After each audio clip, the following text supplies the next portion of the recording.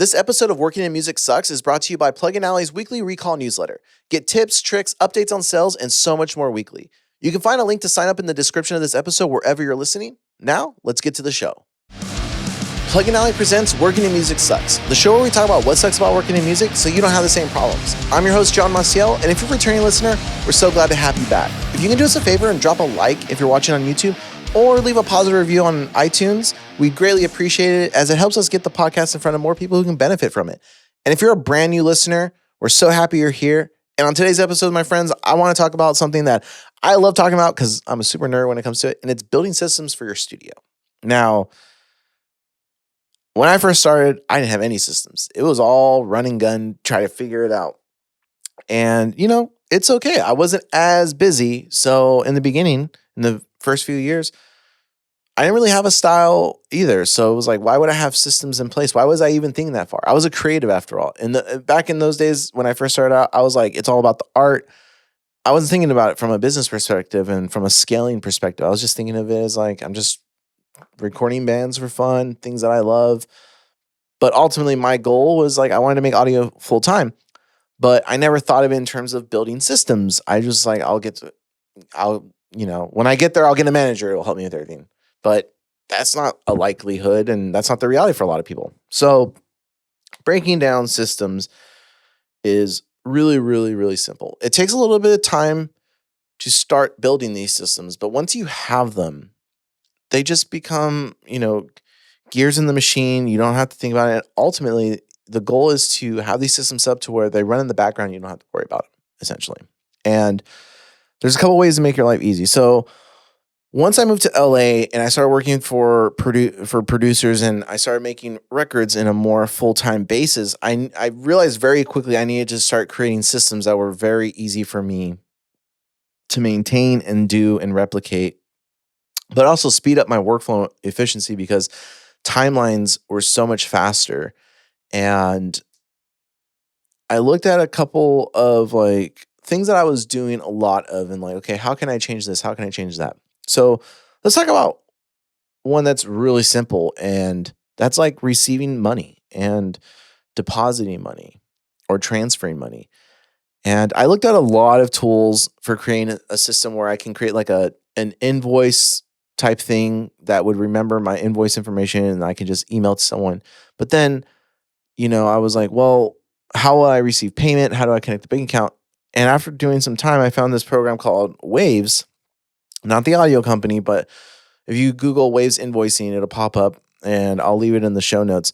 But Waves invoicing was like a great way of creating invoices, but also you can send emails directly from the software that's natively hosted through the web browser to whoever was hiring me, and they could pay via credit card, or I can leave information on how to pay me through Venmo or PayPal, and then those funds would just come through. So I needed to create a accounts receivable type of account. So that was what I chose to use. I preferred it over PayPal because at least most people in Los Angeles either want to pay with their credit card or Venmo. I didn't run into a lot of people that did PayPal personally.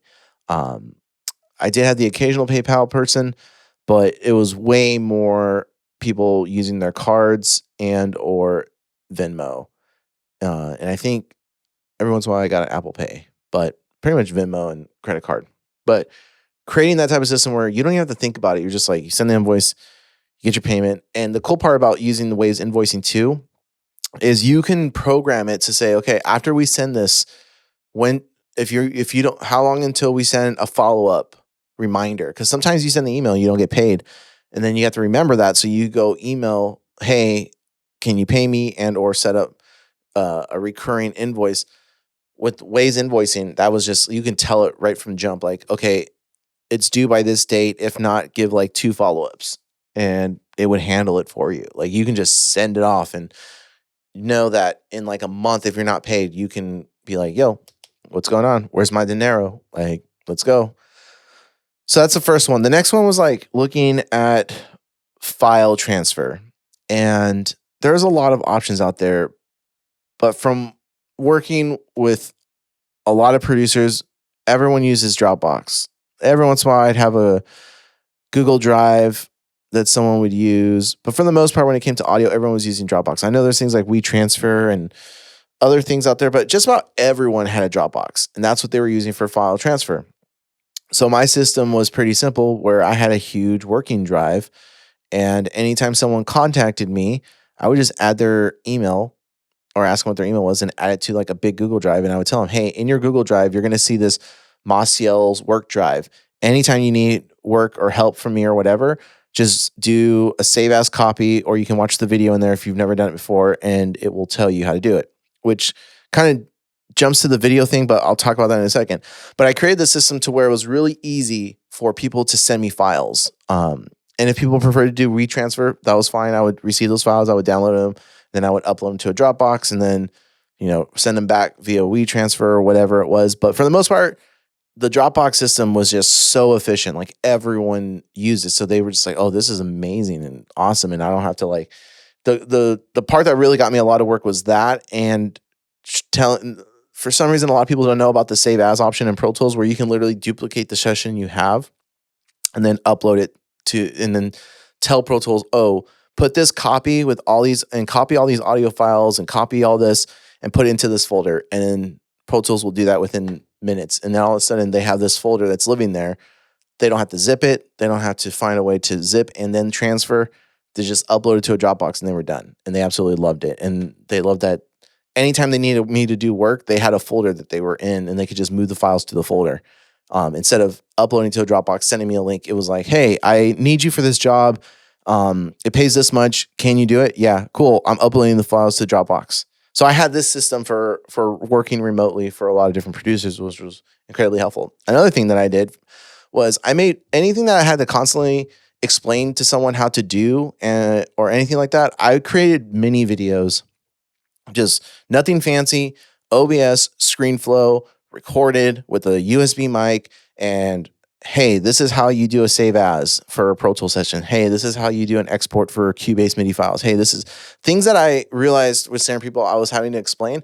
I would just make those videos, and then I would either have them live in the Dropbox, or when I connected to the Dropbox, I would copy and paste those videos into the Dropbox and tell them, hey, for this project, you would need to do this, this, and this. I made a video that's already in the Dropbox for you, so you can watch it if you don't know how to do it or exactly how to send it to me, and just in case. People absolutely loved that system. And the same thing with people I was recording. Like, I would have little cheat sheets or like a Google Doc that would have like a list of notes for them before they came to the studio, or I would create like a Google slide doc so I could put videos in there. And the video would be like, hey, like, this is how you do this and this and this and this and this. But creating videos really helps for all those little things that you don't want to worry about. The next one from there was software and gear that helps speed up your system. So we talked about the waves, right? But there's programs out there for Mac, at least, called like Keyboard Maestro, where you can essentially create macros that help you speed up anything on your desktop. So you can create custom key commands, and all of a sudden it's like, boom, within seconds you have like Pro Tools put up and all these other things.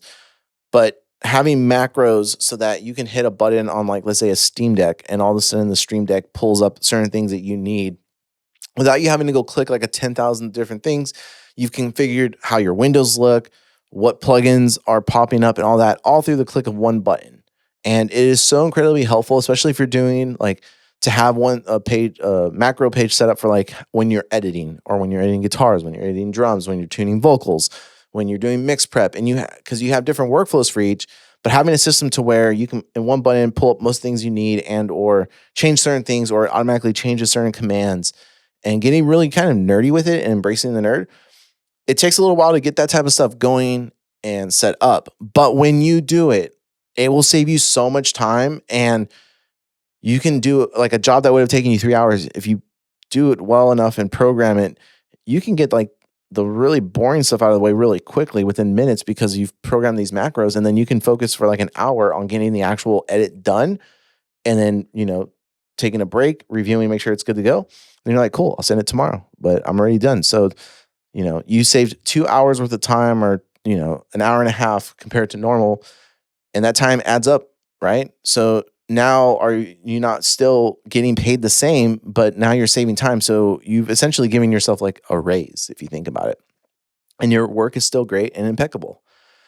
And from there is thinking of a recallability system. Like, are you saving templates? Are you saving chains of how you like plugins? Are you like anything that can be template or recallable, like the macros, but in terms of your session, in terms of like your signal chains, do you have like a PDF or notes that say like how you like certain things? So if you ever, have to outsource, you can let the person know who is ever doing the work. Hey, I like these things done this way. I like things that's done this way. And you have videos already explaining it. And then they can download your template, or they can download your IO template, or whatever it is for certain things you like done a certain way. And you don't have to re-explain it or redo it or send something as examples. Like, you've already taken the groundwork and built it. Do you have like a bank of samples that you like in all your songs? Do you have like a folder that's like basically all your go-to IR samples, anything like that? Like, you should organize all this stuff so you're not having to build from scratch every single time. It's really creating a system to where you can like clock into work, do the thing, and clock in and clock out. So this is just a very basic overview on, building a system for a studio.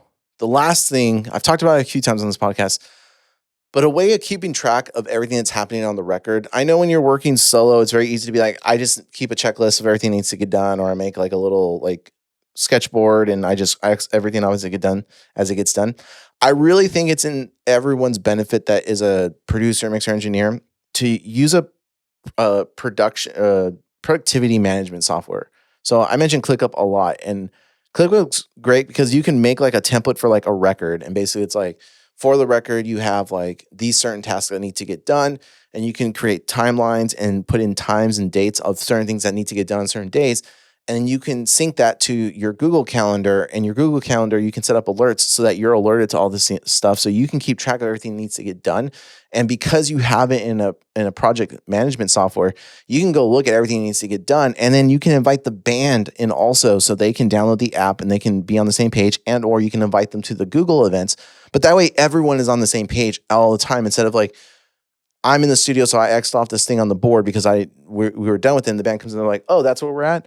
There's nothing like having everyone on the same page and no one's guessing what needs to be done or what hasn't been done. So if it's like vocals are being edited for this song and that song, you can put them in the software. It says being edited, and the person that's working on them. And it's like, edits ready for review. And all of a sudden it's like, oh, okay, cool. Let me go check the review. Okay. And you move it. It sounds so counterintuitive and annoying. I understand, but trust me, like, you create a system like that, you're creating an experience for every artist that comes into your doors, that it's going to be the same thing every time that happens. There's never going to be no guessing, like, who's doing what, where are files, are we behind, are we not behind, who's on what, did we do this part, did we not do this part? It's all being tracked, and it's very easy.